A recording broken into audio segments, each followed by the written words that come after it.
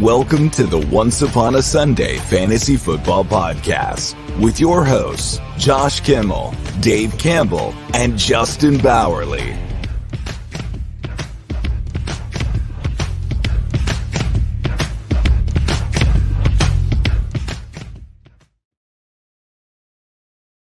Welcome to the show. I'm not going to say it's Once Upon a Sunday Fantasy Football Podcast because our voiceover guy already said it. But tonight we have a banger show for you tonight. We're talking rookie ADPs in redraft, where they're going on your redraft board at the moment. I know that, it's mid-June. Maybe you're not thinking about redraft, but guys, this is going to come up soon. We got Scott Fishbowl coming up. We have redraft leagues forming. We have the emails being sent out. Trust me, I just got my work one today. Pretty excited about that. Going back-to-back championships on that one, guys. Just check me out on that one. But without further ado, let's get my buddy in here, my producer, my co-host, my savior, Justin Bowerly. What's going on? Earlier I had a cup of coffee and I got my day going. How come I don't see my name, my tag? What are you talking about? I named myself for the show and it's not showing. Did we not do that? Because I don't do that. I don't do that. All right. Dang it. It was a good joke. If you watch my Justin Herbert video, which you can definitely see on YouTube, make sure you follow our YouTube, right? OUSFF pod. If you're watching right now on Twitch, that'd be awesome, but you can't because right now it's down. But if you're watching on YouTube, our Facebook, or the Fins Talk Sports Network, or X, please drop a like, leave a comment, especially you Twitter folks. We can read your comments now. So please, if you have questions on rookies, ADP, this is the time because we have a big guest. We have a great guest. We have one of my favorites. Can we bring him in now? I'm excited. Yeah. Cody. Oh, whoa. Cody. That was weird. Just popped in. From off the Schneid. Well, am I saying that right, Schneid? Yeah. I love it. Yeah, nailed it.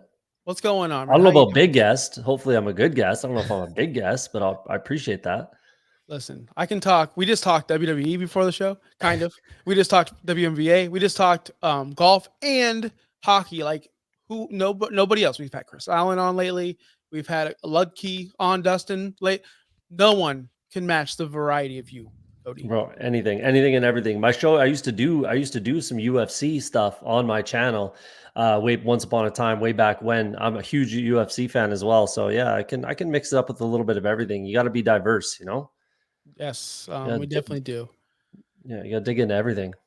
Yes, and that's what we're going to do. We're going to dig into some rookies tonight. There's a lot of things that I don't really understand.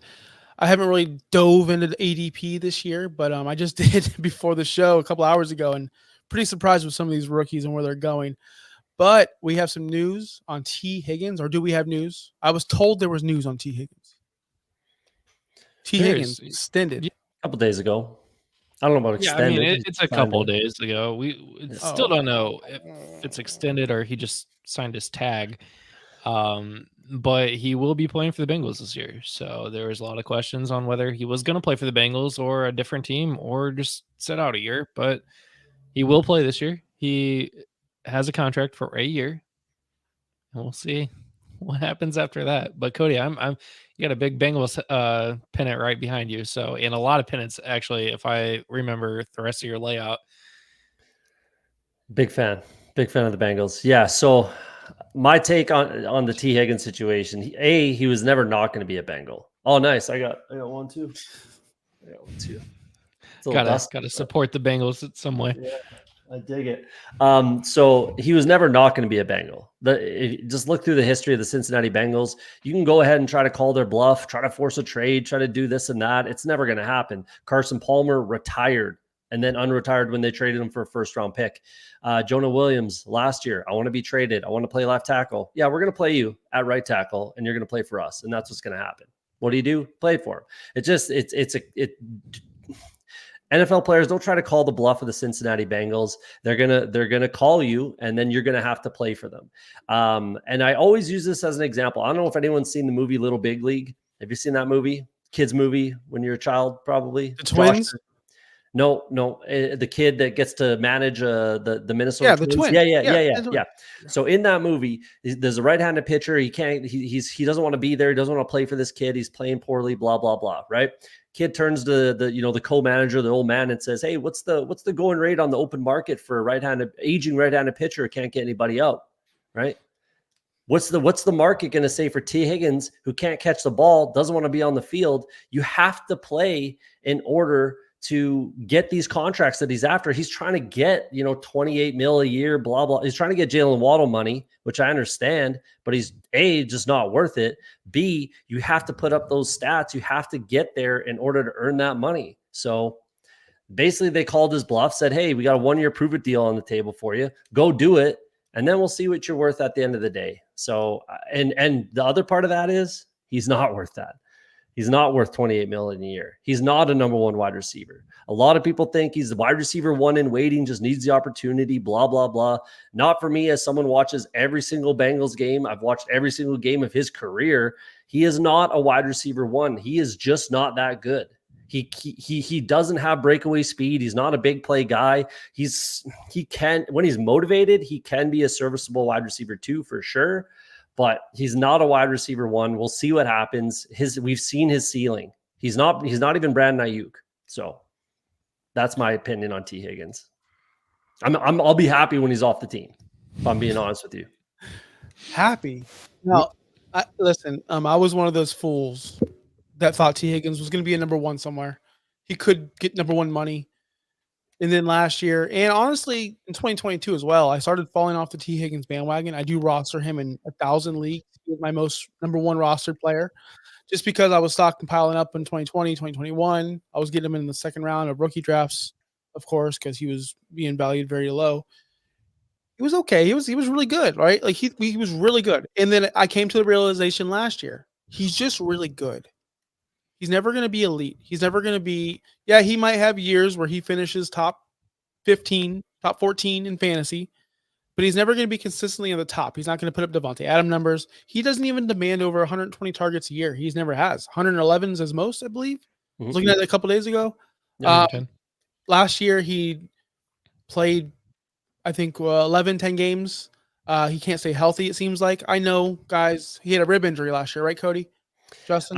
He was kind of banged up. He had a couple things. I think there was a shoulder, maybe a rib too, concussion maybe even. But the injury or the problem that he can't get over is lugging around some cinder blocks for hands, man. It just doesn't help him as a wide receiver. He had a really tough time catching some wide open passes last year, and that was not a good look. So yeah, I'll be happy when Jermaine Burton is the wide receiver too. Ooh. And then guys like Iasovis, Charlie Jones, potentially we draft another, wide receiver coming up in this, hopefully this year, next year sort of a thing. But T. Higgins is not going to be on the Bengals, I don't think, after this season, unless he blows it out of the water. And, with the extra cap money coming in every single year, because the NFL is a money-making machine, maybe. But he's got to be comfortable taking 24, 25 mil a year for me. Yeah, I'm just looking at his stats. I had to go look it up. Did he drop a lot of balls? He was 6th in drops. But it's a lot. It is a lot. For somebody that says I am wide receiver one material, like I want wide receiver one money.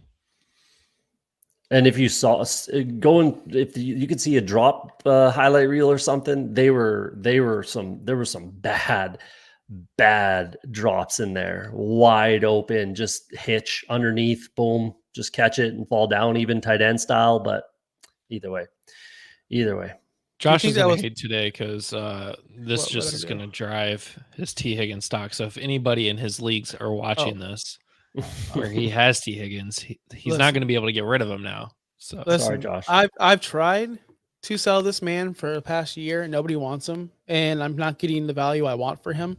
Now, I play in a giant 32-man league with Cody, and I'm not really active. I mean, I'm active once a month. Like, let's be honest, because it's so overwhelming. But in my 12-team leagues where I can actually know what the hell's happening, I've been trying to actively sell T. Higgins like a daily. Nobody's in on him. The only thing, and this is, I'm not trying to be funny here, the only way he's ever going to raise his value is next season. So if you have him, if you roster him, you just have to hold tight and hope that he goes somewhere and somebody's foolish enough to pay him number one money, because I've seen many people on X, many people on podcasts, many people everywhere say, follow the money. If you pay this guy the X amount of money, because he's going to get paid, Cody and Justin, he's going to get paid as a number one guy. There's a lot of teams out there that need number ones. I think he's going to get paid. No, he Man, won't. we've seen some we've seen Judy get paid banana monies for doing absolutely jack squat diddly. You don't think he's worth more than Judy? The Browns also gave Deshaun Watson fully guaranteed. He only needs to find one team.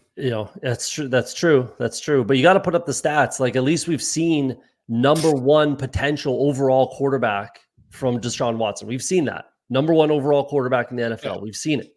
T. Higgins, like you just said, we haven't even seen top 10. And it's not like he showed flashes where it's like, oh, this is the guy. Maybe he did as a rookie, but he never progressed from there. Right? Like that was his ceiling. And he's shown us that year after year after year. So at some point, you got to believe it. It's true, follow the money. I agree with that. But how many wide receivers have we seen switch teams, get paid, and completely fall off the map?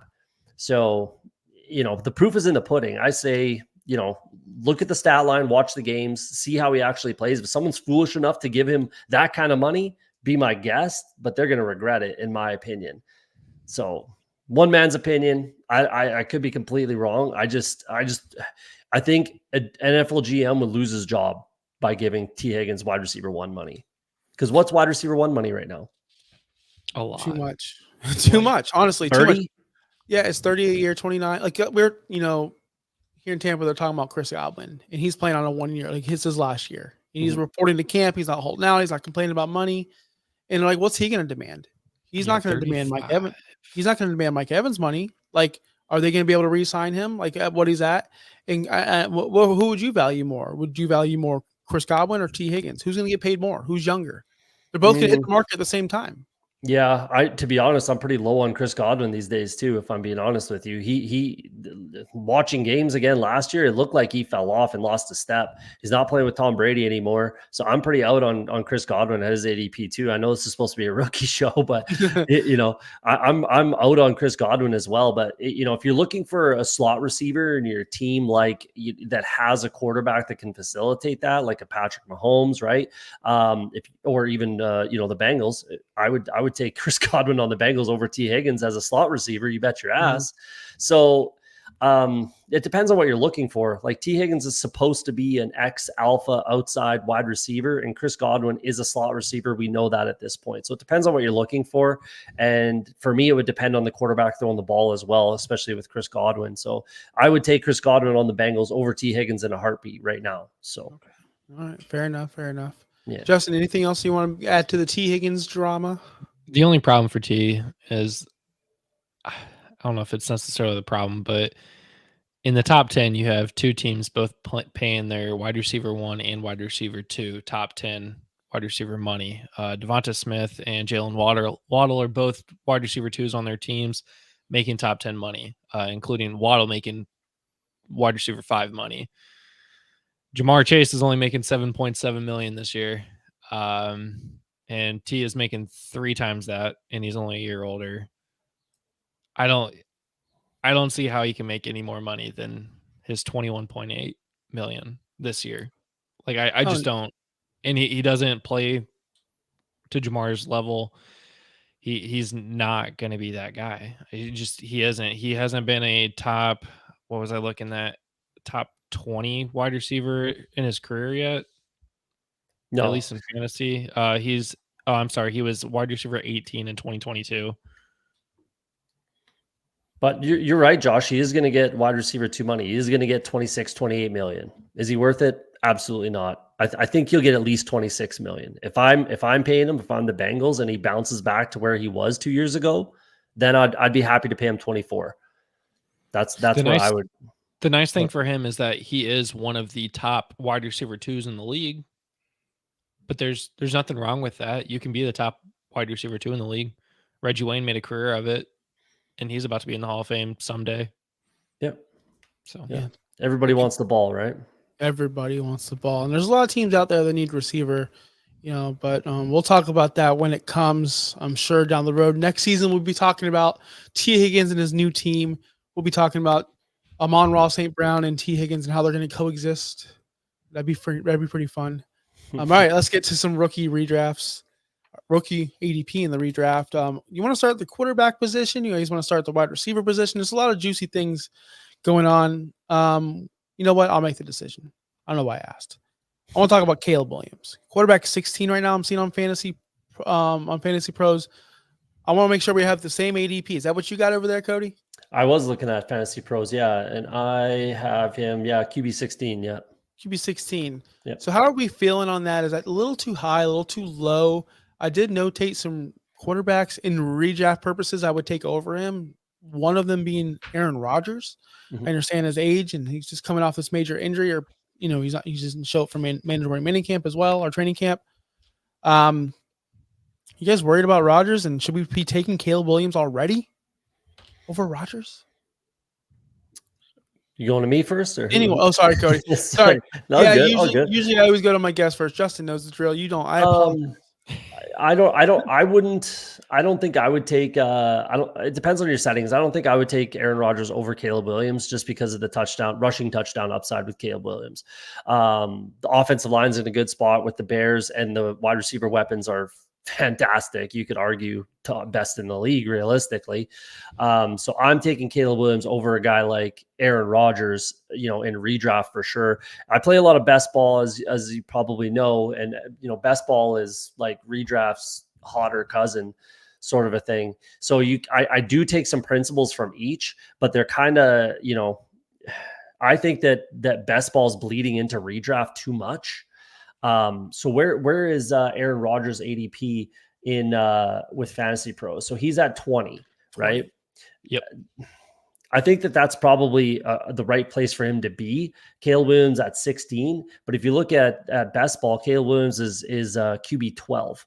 So obviously that's bleeding in there a little bit. I think it's the rushing upside that's giving him that bump. So for me, if we're talking about some aging veterans, even a guy like Kirk Cousins, Tua for sure. I'm taking Caleb Williams, who's actually ranked ahead of Caleb Williams.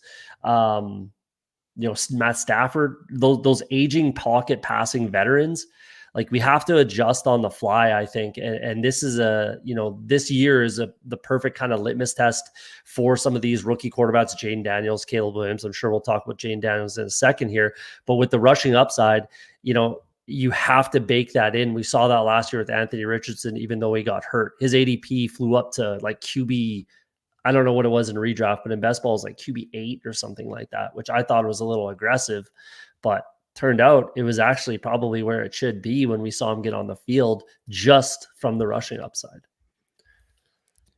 No. So the rushing upside, it always gets me because for the longest time, I keep looking, he's only got 142 rushing yards last season for USC, which was the least amount he's had his entire career at USC, 442, 382, and then 142. However, he's got 11 touchdowns. And you know what that tells me? He gets a lot of goal line work, which is going to vulture those touchdowns from DeAndre Swift. And so a little caveat to that, though, is sack yards are taken off of rushing yards in college. Okay. So he was running for his life, trying to do his best Patrick Mahomes impression last year with USC, running around, doing triple spins, doing Russell Wilson type nonsense in the backfield, getting sacked for 20-yard losses. So that's part of why that's in there.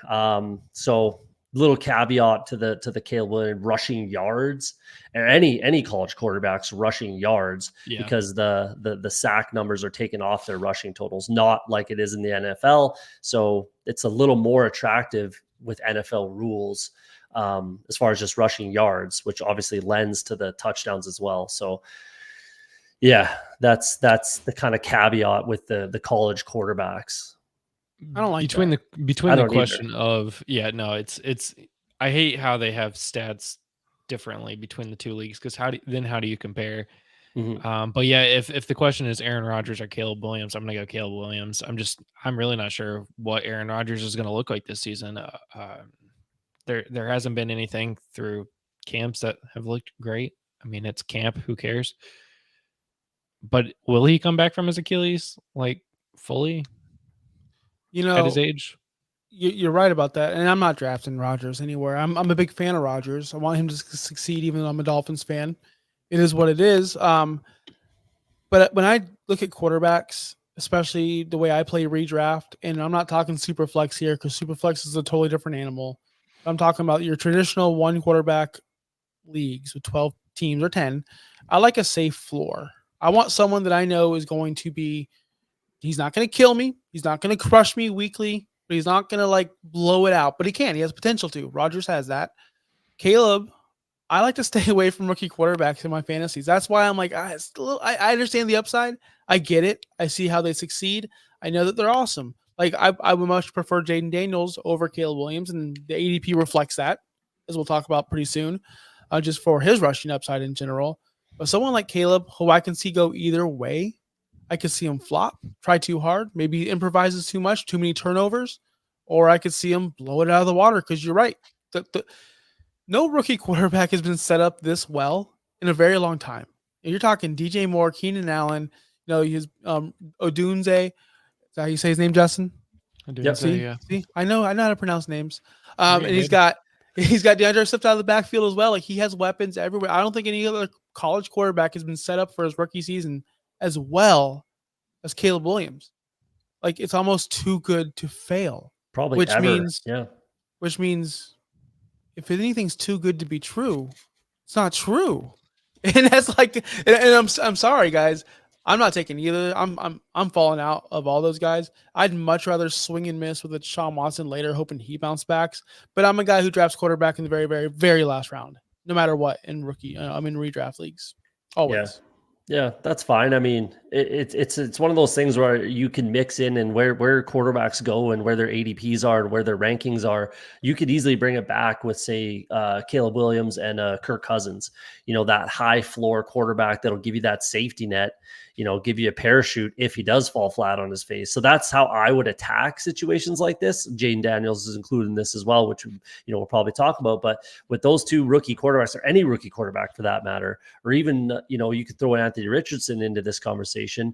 I would want to get a high floor quarterback as my parachute if the rookie kind of falls flat on his face, because rookie quarterbacks, it is true, they don't succeed at a high clip. There's only one viable fantasy quarterback in the last 2 years as a rookie, CJ Stroud. So it's not a given, that's for sure. So if you look at the CJ Stroud formula, he was paired with Nico Collins, who was ready to break out. He's been ready to break out. Paired with Tank Dell, who came in as a rookie and balled out, just like maybe the Dunes, the rookie thing. And then he had a really, really good tight end with Dalton Schultz, a reliable target there, and a decent run game. Like he was set up for success. And I'll be honest, the fantasy community disrespected CJ Stroud so bad. If you can remember, like rookie drafts, he was going like 109 in Superflex. Like he was being drafted low, at least in my leagues.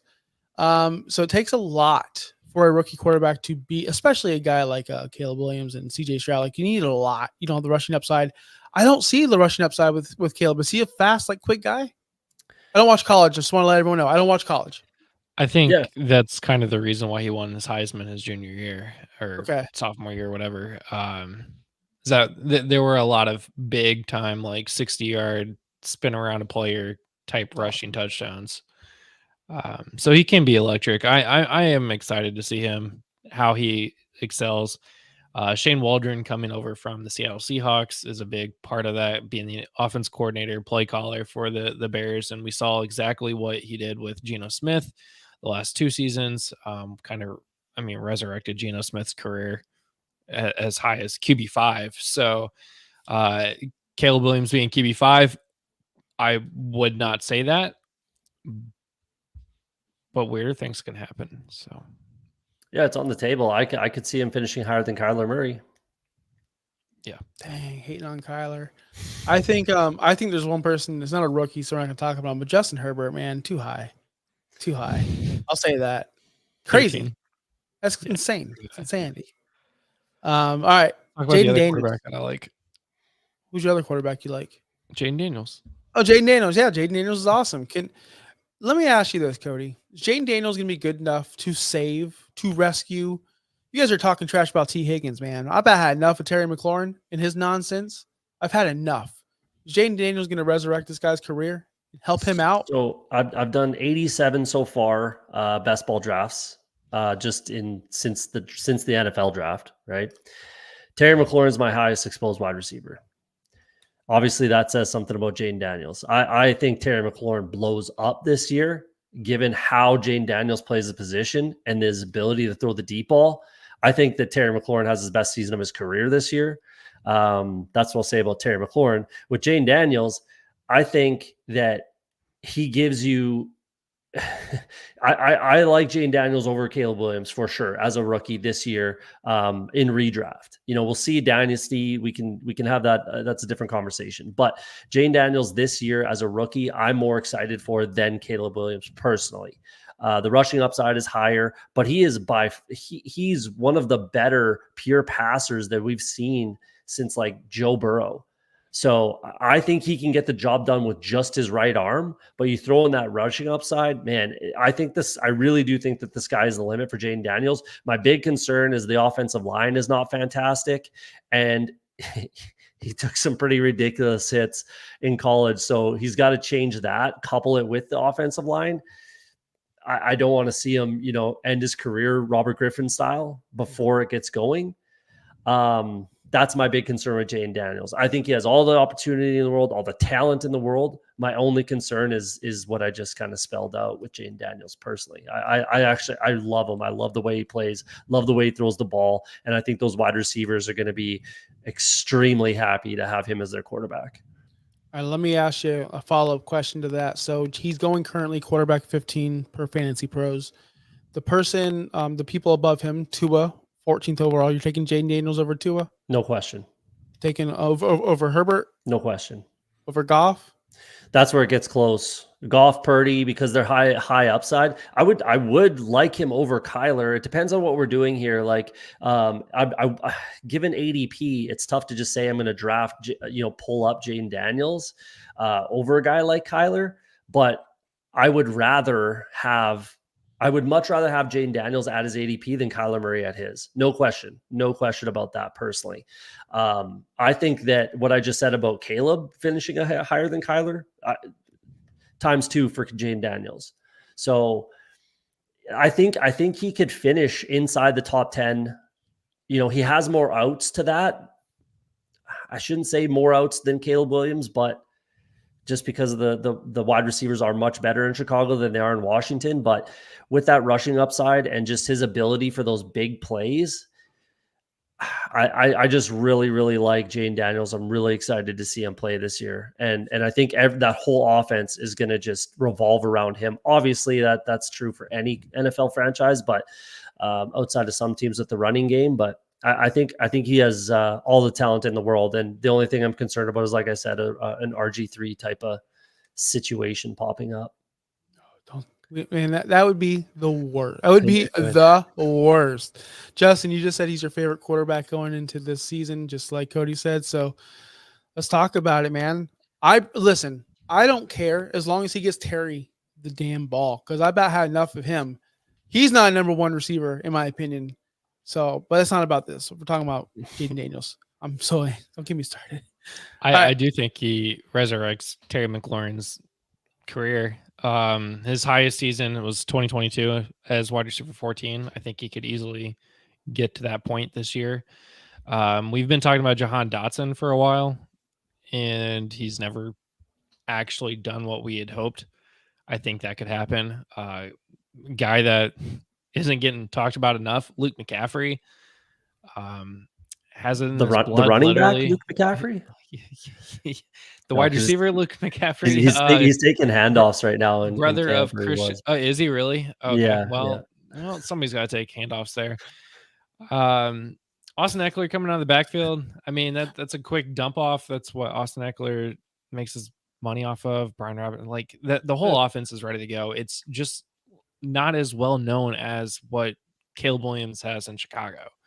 So I think there's going to be a lot of teams not expecting to play the Commanders as tough as they should be.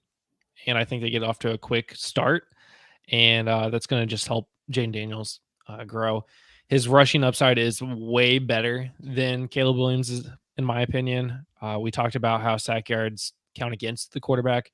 Well, Jaden still ended up with over 1,000 rushing yards last year and 10 touchdowns on just 135 attempts. I mean, that's pretty incredible. That's almost 10 yards per rush. I still finished with, what was that, 3,800 yards and 40 touchdown passes. There's a lot of upside to Jaden Daniels. I don't see how people don't see it. That's the only thing. And hopefully that does translate. The major differences here from Caleb to Jaden that, in my opinion, are big factors is that Caleb Williams was playing against Pac-12 defenses, which don't play defense. And Jaden Daniels was going up against the SEC, which is known to have some really good defenses. So I think Jaden is more pro ready. The only thing I really do worry about Jaden is his size. He's only 185 pounds. And I wish he could get some muscle. He weighed in at 210 at the combine. Oh, that's much different than what says online. Yeah, it could have been a lot of water weight. Okay, it does say 210 now, but that's a lot of water weight. on his Wikipedia. It could have been a little bit of water weight, but it's not 30 pounds of water weight, right? So. Sports Reference says 135, so he has put on some muscle, which is good for him. If he can play around 210, then that would be great, because that is something that I do worry about. If you look at his frame compared to the other quarterbacks, he is much smaller. Yeah, he should be all right. I think he'll be all right. I'm just worried about him getting his head taken off every Sunday, and then again something bad happening. So they got to invest in the offensive line, and I'm sure they will be doing that. It worked out for the Bengals. I mean, they got their quarterback's knee blown out, and then ended up with Jamar Chase, and then a Super Bowl run. So I don't know if that's the strategy you want to go with, but either way, it is a strategy. It might not be a good one, but it is a strategy. Never a good one. So we have Jaden Daniels going, of course, quarterback 15. We're talking about like at value, right? So I'm going to pose this question to you guys. Dak Prescott's going quarterback 7, 56 overall. Jaden Daniels, 102nd overall. Which would you rather prefer at ADP? Because Dak was awesome last year, but Dak is still Dak. He's still a glorified Kirk Cousins, in my opinion, but he could put up big numbers. Give me Jaden Daniels at value. Yes, give me Jaden Daniels. Yeah, at ADP. 100%. Yeah, 100%. Jaden Daniels. All right, I thought I was crazy here, but I don't know. In home leagues, it's going to be tough.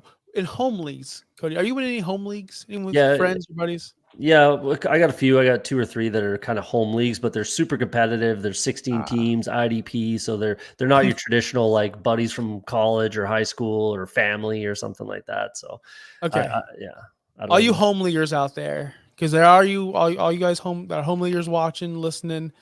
Just take these guys in the last round. Jaden Daniels, no one's going to pick him in your home league, guaranteed, right? Like, I don't really go later. Yeah, he'll go later than quarterback 15 for sure. So just keep an eye on him over a lot of these other guys. All right, let's switch over to the wide receivers, because that's way more fun than these running backs, in my opinion. And I want to start with, I want to start with Neighbors. I want to start with Neighbors, because Neighbors is a guy who I liked coming into this draft. A lot of people thought he was better than Marvin Harrison. Some people thought he wasn't. But then he went to the worst, literally the worst situation that he could have ever landed in, ever, with the New York Giants. So he's going wide receiver 18 right now, 24th overall. I'm not touching this guy with a 20 million foot pole. I'm not touching him at that ADP. Am I crazy? Justin, I'll go with you first. I'm not sure there was a rookie whose draft stock dropped more than Malik Neighbors, not named Michael Penix Jr., because this guy, you cannot convince me he wants to play in New York at all. Like, just with all of his interviews, you cannot convince me that he actually wants to play in New York. And the fact that people are drafting him 24th overall, the last pick in the second round. And then if you think about, third round reversal, you're setting your team up for disaster, getting Neighbors and then having to wait 11 more picks to pick again. Like, I could see if you're not doing third round reversal and just doing a normal snake draft, but that's tough. I mean, I would not draft him in the second round, third, fourth round maybe. But we're looking at him over Devonta Smith, DK Metcalf, Cooper, DJ Moore, Stephon Diggs.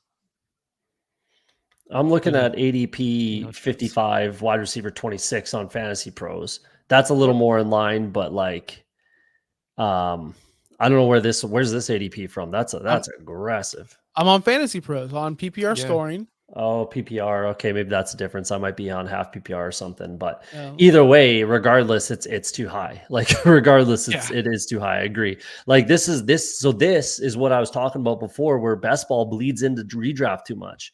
Like, yeah, he's a good best ball pick for sure, where you're not doing ads, you're not doing drops, you're not doing trades, right? You're stuck to the team, you're tied to the team you draft, right? And on best ball, he's wide receiver 18.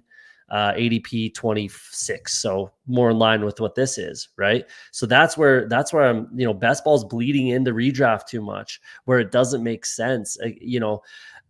I was going to talk about this with another player, but it's the same conversation. So in a redraft league, let's say Neighbors gets off to a slow start, which is not only possible, it's most likely, right, that he gets off to a slow start. So then you're sitting there with a guy like Nuke Hopkins, who's at wide receiver, whatever he's at, 36, wide receiver 36 right now, ADP 83. Let's say he gets off to a fast start. That's a possibility where you could offer a guy like Nuke Hopkins for a guy like Malik Neighbors and then pick up that value if there is some. You know what I mean? You can just make changes. You can make trades. You can do things, right? Where in best ball, you can't. So I understand this ADP in a best ball format, but in redraft, it makes zero sense for me. So we're not even 100% sure that Daniel Jones is going to be ready to go. And even if he is that a positive thing? Right. You know what I mean? The alternative there too. If you don't have Daniel Jones, I mean, they've got Drew Lock, baby. Come on, man. Honestly, for Malik Neighbors' value, I would probably rather Drew Lock throwing the ball than Daniel Jones if we're looking at Malik Neighbors' value. So it's a tough situation there, and they can't figure out. They keep throwing first round picks at the offensive line, and it's still not working out. So yeah, I mean, I get it, man. And I'm so on. I was talking to someone today about that. I'm like, hey, man, like we were talking about ADP in the show, and I'm like, yo, we're gonna talk about Neighbors, and he's going way too high. He's like, how high? I'm like, this is how high he is, and he's like, dang, he's smoking the good stuff because he's super high. And I was like, yeah, but if he's gonna be okay if Drew Lock plays, and I think Drew Lock takes over, and he's like, I think so too, and I'm like, that'd be best case scenario if Drew Lock takes over.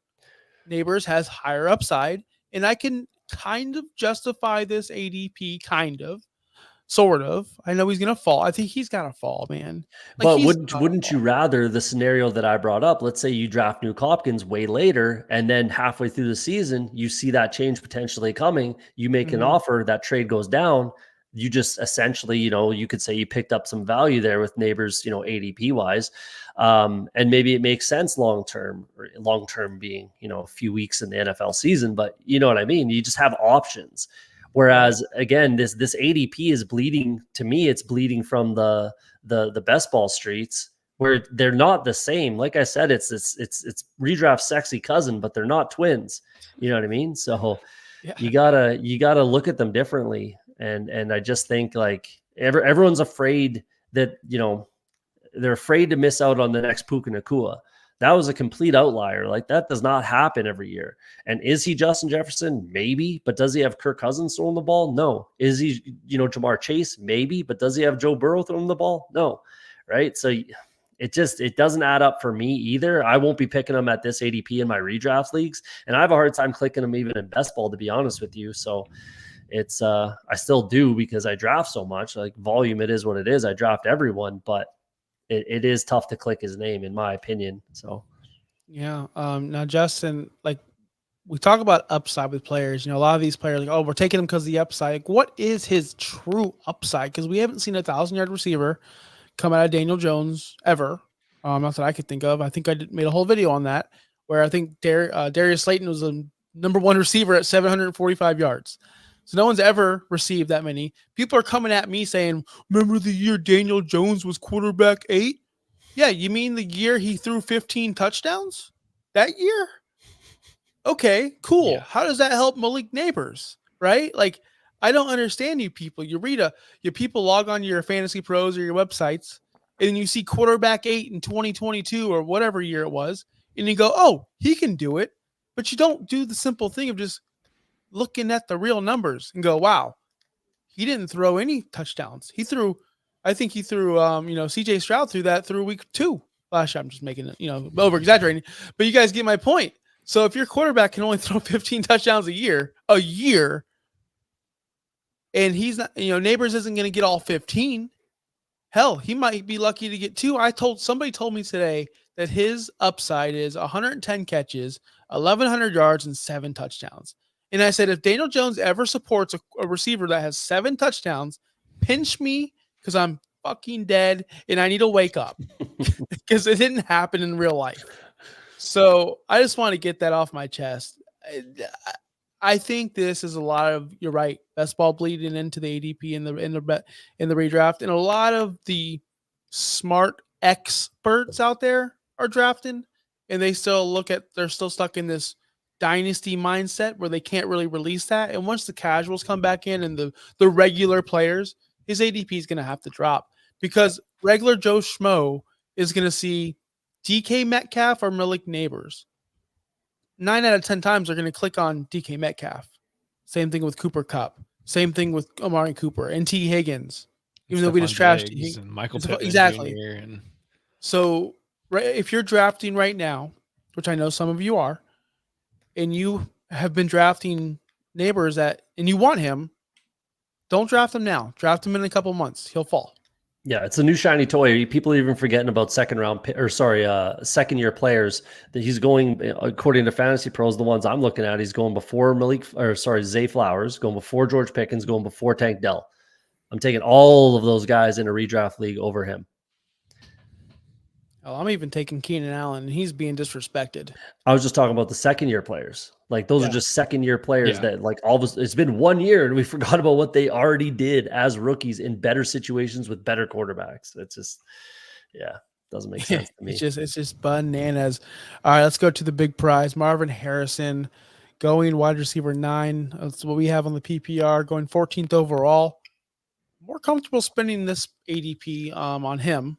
Just a little bit because he has a better quarterback, of course. And I'm a big Kyler fan. You've already trashed Kyler underhandedly, Cody. It's okay. I get it. I understand. I'm a big Kyler guy. So let's talk about Marvin Harrison real quick.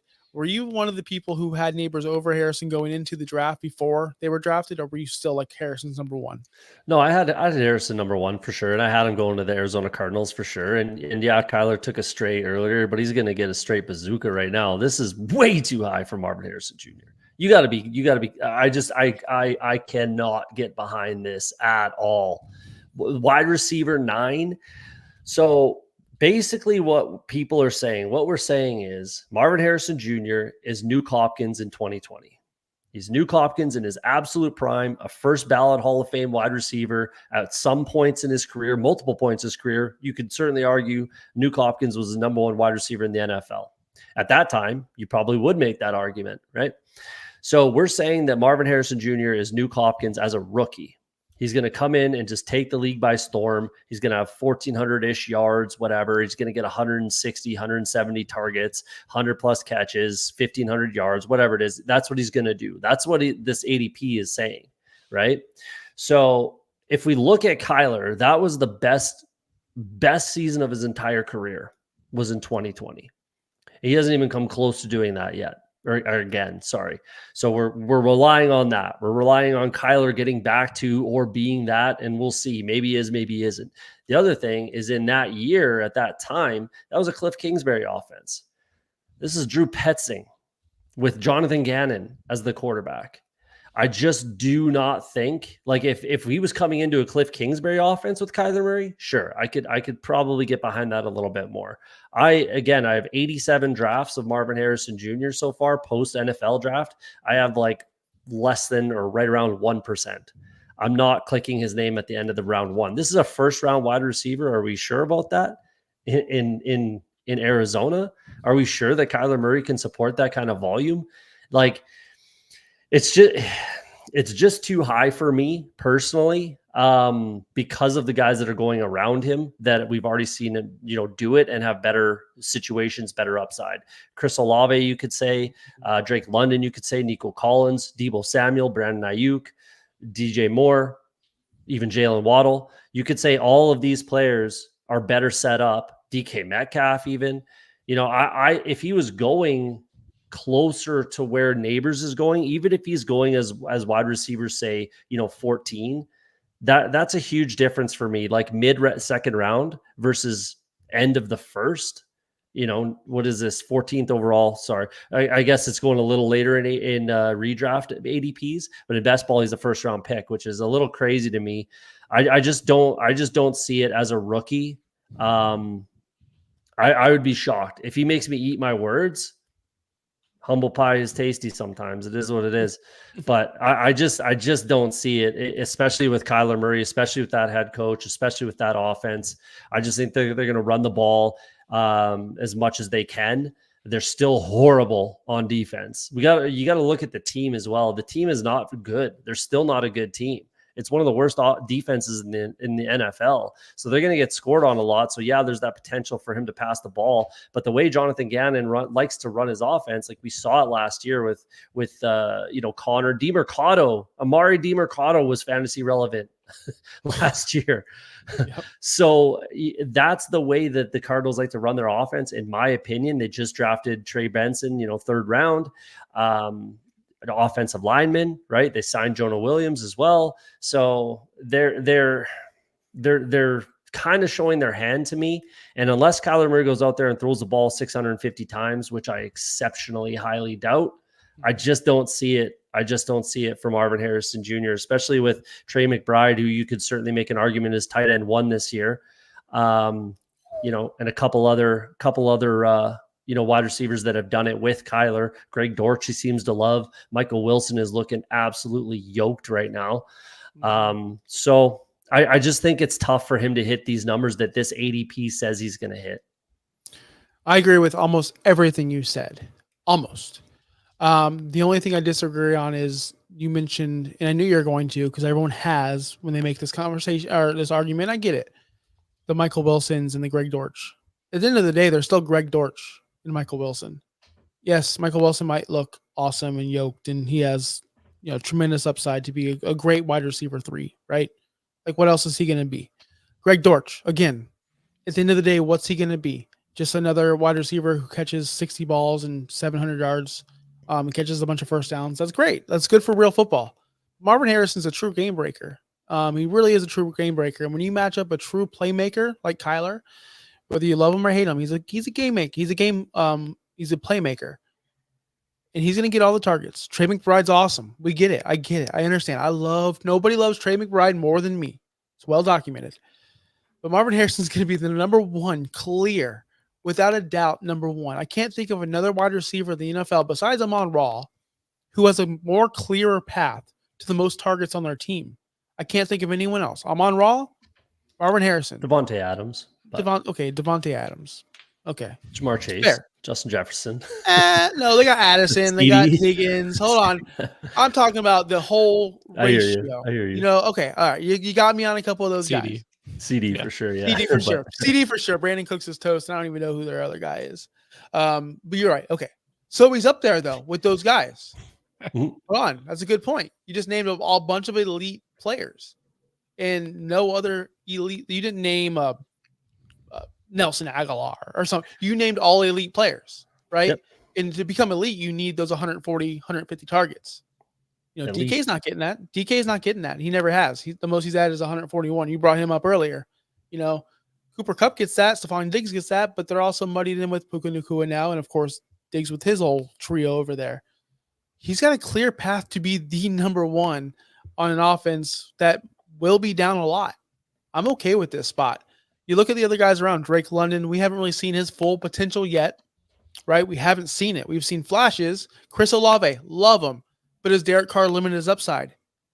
He does, whether you like it or not. Brandon Ayuk's the only one I can see on this list. I'm like, okay, I'll consider Ayuk. I don't consider Nico Collins. I'm not going to consider Waddle until Tyreek's gone. Definitely not going to consider Mike Evans. These are all guys going after Marvin Harrison, by the way, all you listeners. So I'm okay with Harrison there, but I could see where you're like, I want to be more safe with Olave because we've had the history. We've seen what he's done. I'm okay with taking the Jalen Waddle because we've seen, like, again, it's the unknown. And if you want to take a shot on Marvin Harrison, he could win you your league. But I guarantee he's not going to kill your league in the second round. I guarantee you're going to have way worse second round picks out there than a Marvin Harrison. That's all I'm saying. Yeah, I don't disagree with that. He's definitely not going to win you your league. Like, it's tough for a first round pick to win you your league, regardless of who it is. So 100%, he's not going to win you your league. But my big problem with this whole thing is, like, we're giving Marvin Harrison a pass where we're discounting Malik Neighbors. We're saying Malik Neighbors doesn't get a pass for this because he plays with Daniel Jones, but we're saying Kyler Murray's a baller. Why? Well, we've seen him do that. We've seen him ball out, though. But 1 year he had 26 touchdowns in one season in 2020, 4 years ago. He had his by far his best season. Since then, pretty mediocre, to be honest with you. So, and he's clearly showing signs of a disinterest, and he wants to play COD 24/7. Like, that's and it kind of shows. Like, the whole monitoring his tablet thing came out, right? Like, there's some red flags there a little bit, but I'm not saying like Kyler Murray's a piece of shit and don't draft him and he's a horrible quarterback and whatever. I do think he's overvalued with what he's getting paid, that's for sure. But what I'm saying is it's Malik Neighbors is getting discounted for Daniel Jones, but we're saying Marvin Harrison is good with Kyler Murray. My problem isn't with Marvin Harrison, not whatsoever. He's my wide receiver one. For sure. He's generational. He's a phenomenal player. My problem is with Kyler Murray, who can't even see over the offensive line. Ooh. Short Kings, man. Sorry, bro. He's 5'10". Literally. He's a legit 5'10". He's not like, 5'10" with cleats on. Yeah, he's 5'10", barely. He can't see over the offensive line. And I think teams have figured out how to play Kyler Murray. It's just get your hands up, get in his face, get your hands up. You're not necessarily trying to sack a water bug like Kyler Murray, realistically, unless you got your hands on him. Just get your hands up, get in his face, get in his way, right? It's pretty hard for quarterbacks. We look through the history of the NFL, right? Like, short quarterbacks struggle. It's very rare that a shorter than 6'2" quarterback can really excel. Drew Brees, even guys like Baker had one season where he was great, and now Baker's Baker, sort of a thing. And Baker's 6 foot, 6'1" maybe, right? Like, it's a little bit different these days. And I think defensive line coaches are teaching, if you're not getting your hands on the quarterback, get your hands in the air. So it's tough for a guy like Kyler Murray. So, especially to see a guy who's on the outside, he's far away. You know what I mean? How's his little body gonna see him? It's just that's my problem with Marvin Harrison. It's Kyler Murray. I'm not a believer of Kyler Murray personally. Justin, any thoughts? So I have some questions for the general public here. I wanted to go back to some of our top elite talent that have came out as rookies and looked at their ADPs. And I want to ask you guys where you think some of these guys fell. We'll start back in 2021. Jamar Chase came to the Bengals, already has Joe Burrow, elite talent, elite quarterback. This is the wide receiver one of the draft, drafted 5th overall. Do you know what his ADP was in 2021? I believe he was a 14th round pick. He was wide receiver 29, 73 overall. So way earlier than 14th round in PPR. Guys drafted around him included Juju Smith-Schuster, Jerry Jeudy, both above him, Chase Claypool above him. Then guys below him, Kenny Golladay, Devonta Smith, Michael Thomas. That to me was interesting. So I was like, okay, well, let's look at the year before. We had CD come out. He was the wide receiver one of that draft. You had Justin Jefferson in that draft. And you had some other big guys. But those are the two guys that are big. CD Lamb was wide receiver 38, 100 overall. Justin Jefferson was wide receiver 48, 121 overall. Are we saying that Marvin Harrison is supposed to be better than all three of those guys to where he should be drafted in the early second round at 12th overall? Garrett Wilson was 12th round pick. I know that one for sure. 12th round pick Garrett Wilson when he was a rookie. So this is again the best ball bleeding in. These are the guys that we are comparing Marvin Harrison Jr.'s to. Yep. We're saying he is the next Jamar Chase, Justin Jefferson's CD Lamb. He is going to be that talent on that team to where he is explosive. CD Lamb had nobody on the Cowboys team other than Amari at the time. Amari Cooper. Yeah. Okay, I'm sorry. Justin Jefferson came to Thielen. Okay. Jamar Chase came to T. Higgins. Yep. T. Higgins. So okay, there's guys there, but they weren't expected to be wide receiver 2 on those teams. They were all going to be wide receiver 1 on their team, but yet they're in the low 20s, 30s, 40s of the wide receivers, and we've got Marvin Harrison at wide receiver 9. I get the hype. I think everybody wants him to be Marvin Harrison Sr., and I get that, and I think he's going to be better than Marvin Harrison Sr. eventually. And I think there's going to be some casuals that come into this and say, Marvin Harrison, I want him. He's on my team. But then there's going to be realistic people that are going to be like, is he actually going to be that guy? Or would you rather have somebody like, I don't know, Jonathan Taylor, Devontae Adams, Brandon Ayuk, any of those guys in the second round? So I like him there, but I don't know if I want to invest. I started this episode thinking, yeah, Marvin Harrison's the only guy I would want in the first round or early second round, and now I'm kind of out on that thought.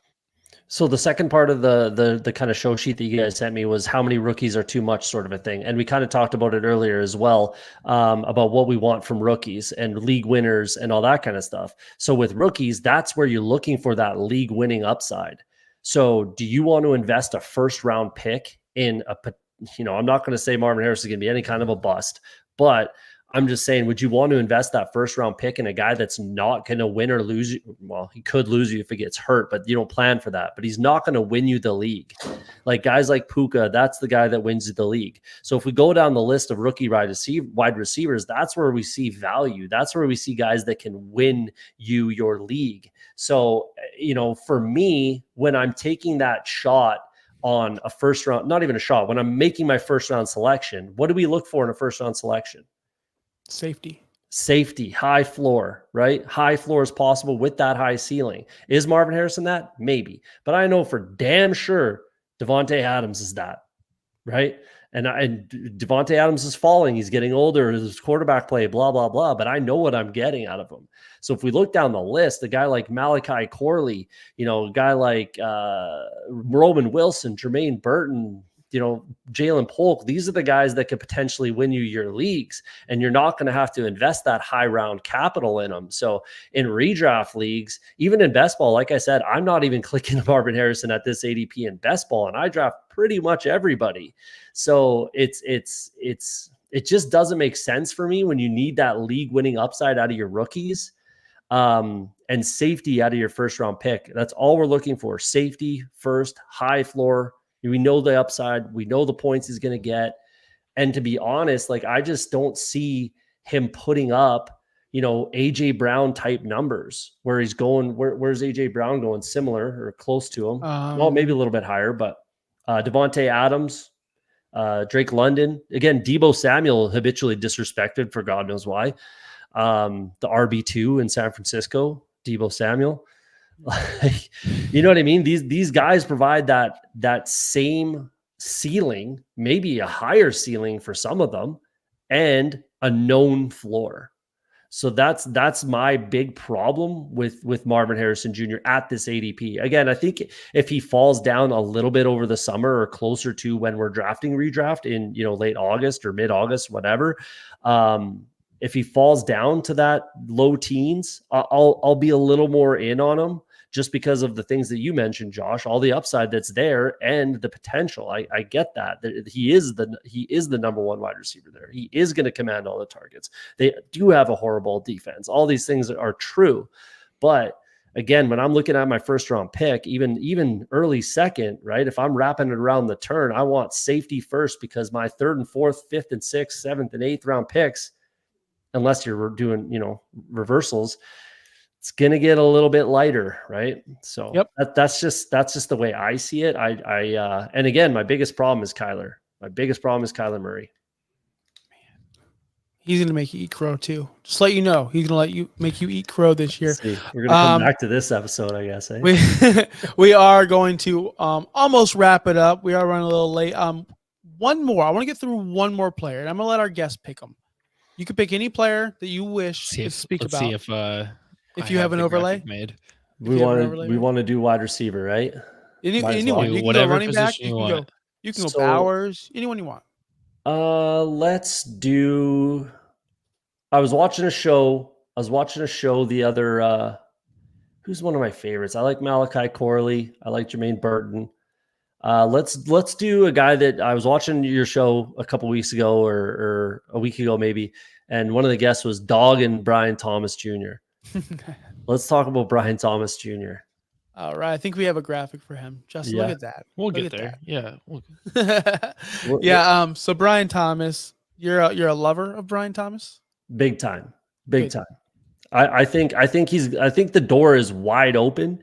So I want to let's just talk about Puka's situation, right? Those are the situations that we need to look for if we're looking for that league-winning upside, right? Which again, that's what we're looking for a lot of these rookies is the potential to win our leagues at a lower ADP, a lower cost, right? Brian Thomas Jr. is still a little bit way more expensive than Puka. Obviously, he was completely free, but he has that potential. I think the door is wide open in Jacksonville for any one of those wide receivers to be the number one. To be honest, Christian Kirk is not going to be that alpha type of wide receiver that just commands 150, 160 targets. He's not that guy. I like Christian Kirk a lot. He's a quality player, fantastic slot receiver, but he's not going to be a number one wide receiver on any team. But he's very, very quality. He's earned the money he got in that contract, whatever. Brian Thomas Jr. is all of those things, in my opinion. So what he did in college, we talk about Jane Daniels and how good he was against SEC defenses, all these types of things. Why, for some reason, is Brian Thomas Jr. getting some shade all of a sudden because he supposedly takes some plays off, allegedly? But dude's 6'4", runs a 4.3. Like his 40, you could certainly make an argument was more impressive than Xavier Worthy's 40 because of his size. 6'4", 210, something like that, runs a low 4.3. That's impressive. I saw both of them live, and so did I. Like in person? Yeah, in person. I'll tell you, Xavier it's Worthy a little different, was a lot probably. better. It's a little different, probably in person when you just blink and it's 40's over. But yeah, pretty much. But either way, it's just super, super impressive to see that kind of athleticism out of a guy that big. Like let's just preface this. I am not saying this in any way that they're comparable, but this is, that's Randy Moss type of attributes, right?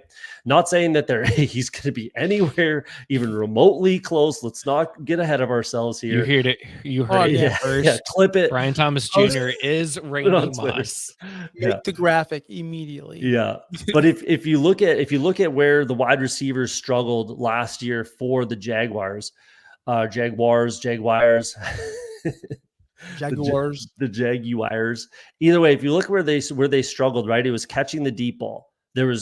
All of them did. It wasn't just Ridley. It wasn't just Kirk. It wasn't just Zay Jones. All of them struggled catching deep balls and corralling those kind of over the shoulder passes for touchdowns. Trevor Lawrence led the league in, dropped or missed touchdowns. And I think that Brian Thomas is a guy that can eat up kind of all of that. If he gets those targets, he's going to make those catches. That's all he did in college with Jaden Daniels throwing the ball. That's all he did was catch deep touchdown passes over the middle on the sideline. He can run all the routes. He can do everything. He can win everywhere. So for me, I think Brian Thomas Jr. he's going lower than Keon Coleman right now, which is madness, absolute madness to me. He's going lower than Ladd McConkey, and that is absolutely crazy. I think he should be up there with the Roma Dunzes, Xavier Worthy's. I think he should be up there, a full pushing, 10 picks ahead of his ADP where he's at right now. So I'm drafting him as much as I can personally in best balls, and in redraft, he will absolutely be a high value target for me because I think he has the potential to be the wide receiver 1, not only on that team, but the potential to be a wide receiver 1 by the end of the season. So wide receiver 12, maybe. Oh man, that makes me feel a lot better. Let me tell you a quick story about that. I think it was Luggy. Was the guest that talked bad about Brian Thomas, Justin? I think so. I'm not sure what his name was. My apologies, but no, yeah. it's okay. We've had guests I think every it single was. week, and I can't remember who talks about what, but I do remember this. I'll remember you're talking about Kyler, by the way. I'll remember that. Please do. I'm going to come back to that. But I was like, man, I draft because that was and before that show, I drafted Brian Thomas like 109, 110 in Superflex rookie drafts. So I was hyped. And he made me feel really bad about it. And I was like, dude, this sucks. Because everything I hate about Trevor Lawrence is coming true. Like I was never a Trevor Lawrence lover. There's not something about him that doesn't scream star to me. Like my buddy Josh Wingate, who I used to host a show with, told me Trevor Lawrence said out loud he didn't care about winning football or whatever, he was 1,000% out on him. And me, I'm like, well, I don't like my job, but I'm still good at it. You don't have to like your job to be good at it. There's a lot of athletes. Sorry, guys. Sorry, Marks. A lot of athletes out there that just don't like their job. They don't want to do what they do, but they just do it because they're good. It just happens. Starting to see that now with Trevor Lawrence, like whatever, I don't care. Like I just don't see him as an elite quarterback, and I never will see him as an elite quarterback. And when there's too many options, like a Christian Kirk or an Evan Ingram, or he loves to dump it off to his boy ETN, what are we looking at target wise with Brian Thomas?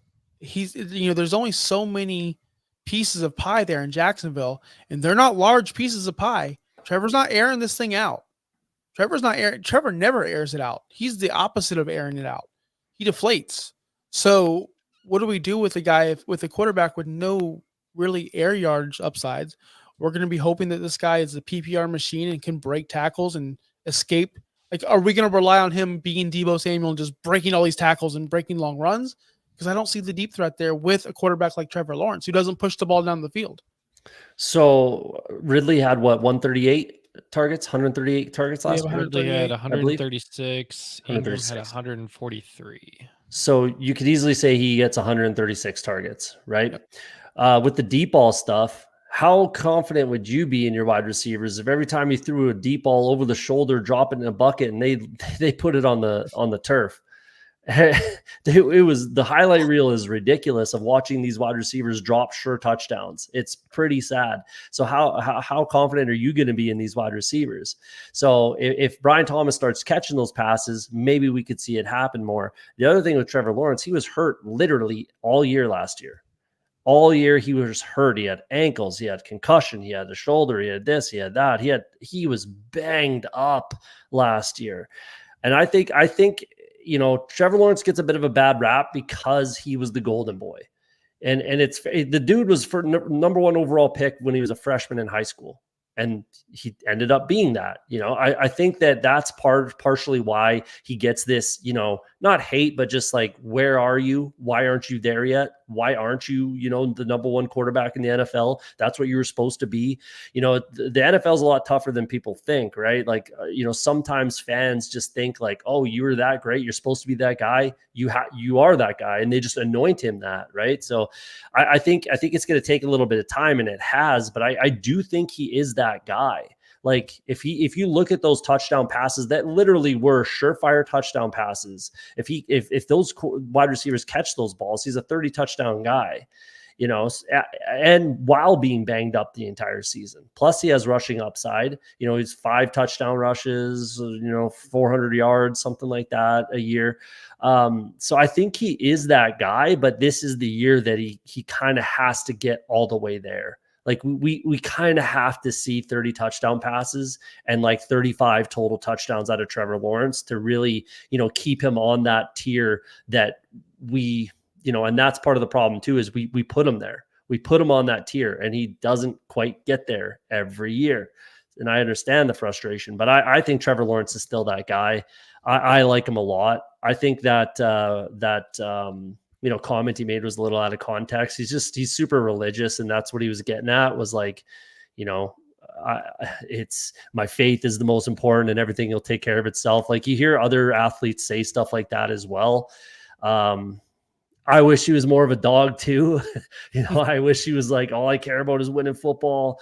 I would love to hear that out of him as well, but it's just his personality. So and maybe I'm giving him a pass because I am a Trevor Lawrence stan. I kind of always have been. I think he is that guy. I just think he needs to, he's got to take that step and he's got to get there. He's one of my highest exposed best ball quarterbacks right now. So I'm still a believer.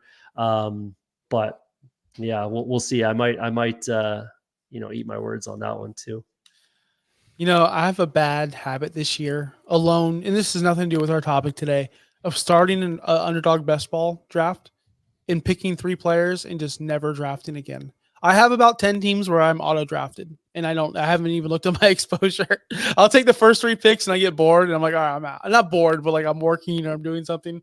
So I can't wait to see my exposure pretty soon, because I'm going to continue to do this strategy and see if it works out for me. Just saying. Yeah. Justin, are you best ball drafting, Justin?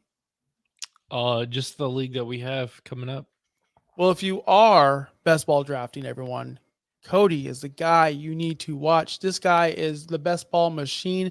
Where can we find you? Where do we see you? And what are you best at? Let's hear it. Definitely would consider myself a reasonable best ball drafter. I stream last night. I'm going to be streaming tomorrow night. I got a big guest tomorrow night. James Brimacombe, goes by Eagles on Twitter. One of the best ball kind of OGs out there. So he's coming on the show tomorrow. Off the Schneid is the YouTube channel. Just, Off the Schneid can be tough to spell. They had it on here, so we'll throw that up there again, maybe at the end. But _the Schneid on Twitter. Fully open, DMs are always open. Hit me up, comments, questions, whatever. If you have anything, if you want anything, just let me know. But pop into the YouTube channel and hop in the chat, and I'd love to hear from you. So yeah, streaming tomorrow night. Come check it out. Perfect. I will definitely be watching your stream after or during my son's baseball practice. I promise that. And for everyone else, if you want to make sure you follow our show at OUSFFpod.com, sign up for Super League. Cody, we got to get you in Super League. It's a best ball league that we run. Okay, well, there we go. He already is.